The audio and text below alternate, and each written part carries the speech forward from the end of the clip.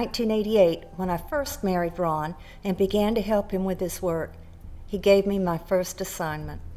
He explained to me that he believed he knew who were the pharaohs during the events before, during, and after the Exodus. My job was to document his ideas with the information known from archaeologists and scholars. At first, I was confused when he told me the dynasty he believed ruled during the Exodus, because the scholars and archaeologists presented this long list of kings that extended far beyond the time period given in the biblical account. But then Ron told me something that changed everything. He explained that he believed many of the kings listed one right after the other were actually the same king in two different positions, both pharaohs, but one the emperor pharaoh and the other the co-regent pharaoh.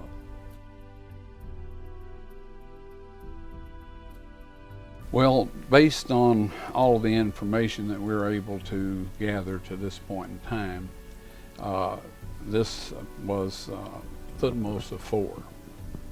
However, after you, shall we say, get a firm grasp on Egyptian history, you'll find out that this fellow had 8 titles altogether.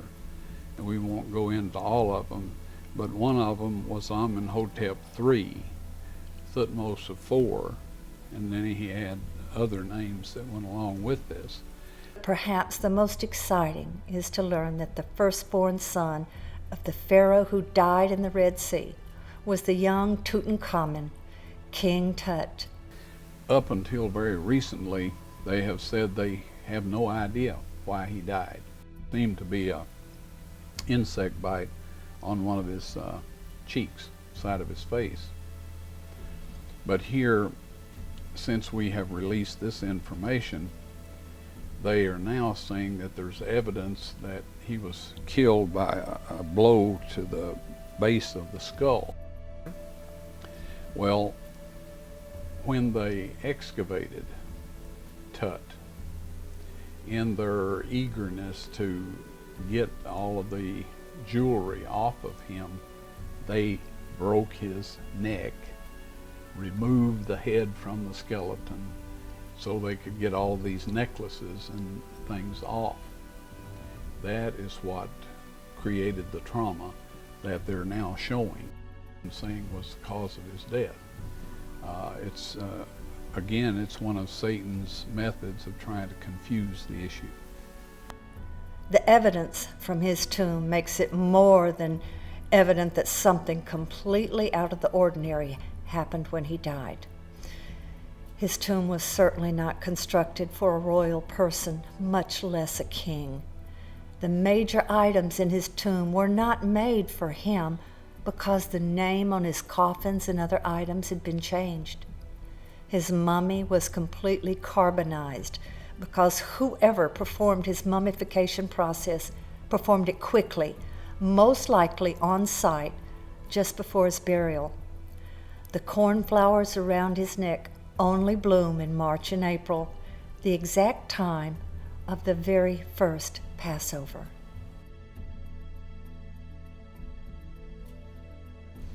Battle for the Firstborn sheds new light on the biblical account and never contradicts anything in Scripture.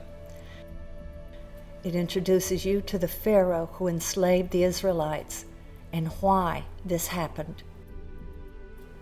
You'll meet Pharaoh's daughter who rescued Moses and why she was not able to bring him to live in the palace until he was 12 years old. You'll learn of the amazing person in ancient Egyptian history who was Moses. We can tell from our research is that there was a person who had the name of Sinemut that fits all of the Bible information about Moses, his growing up and being, and especially since it wasn't often that the king had an unmarried daughter. Usually they were married off quite early. In fact, usually as children. But we had a Pharaoh's daughter there by the name of Hatshepsut that apparently was not married or betrothed to anybody, and so we believe that it was this Sinemut. It didn't take long for me to discover that most, perhaps 95% of scholars, even biblical scholars, don't believe the Exodus was a real event. Of those that do, many of them believe it didn't occur as stated in the biblical account, but instead was a slow migration. The only pure data I could obtain came from original excavation records, because after that, the scholars presented their interpretations as fact. Interpretations of evidence never changed, even when new data shed new light that needed to be examined. Also, new interpretations, in order to be accepted, have to be peer-reviewed, which means it has to be submitted to the same group of people who are held to be the experts, the same people who espouse the original data interpretation. 32 years after I first began work on this subject, I completed the book Battle for the Firstborn, which presents Ron's evidences of people and events which led up to the Exodus, beginning with Abraham, then Joseph, and the children of Israel coming to Egypt. It ends with the exciting evidence at Jericho. It provides evidence of the Exodus exactly as presented in the Bible. It shines great light on the battle with darkness.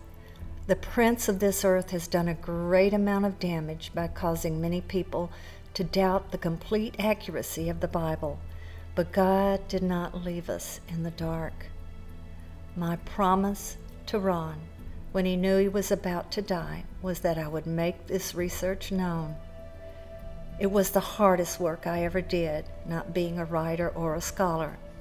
But Ron and I both were of the belief that our Creator did not make his truth dependent upon evolutionist scholars and historians to tell us what is truth. The facts speak for themselves.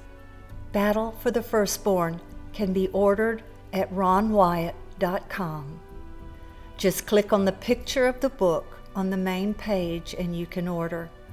It is also available in Kindle on Amazon. Amazon also sells the book, but if you purchase from ronwyatt.com, you are helping us to be able to continue our website and our work. I thank you all for your interest in Ron's work. There is more to come.